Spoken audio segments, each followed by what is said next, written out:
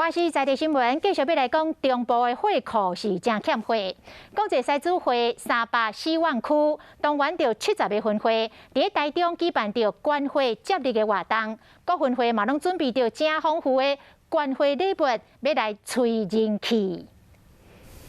70位分会会长代表关会接力活动正式伫台中开始。受到疫情影响，会库的货量无够用，几年来拢支持关会活动，国际西子会全力的募集热会。用我们狮子会的力量来先开始起跑接力希望民众晚秀来捐血。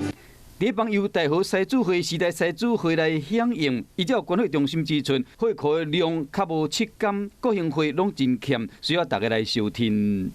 疫情趋缓之后，赶快卷起你的袖子捐出你的热血，让自己精神非常的好。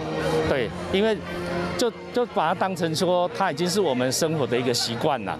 关会一地救人一命，疫情影响，连带和关会意愿嘛降低。 各地西子会西友透过关会车接力活动，希望讲会使找回民众的热情甲热血。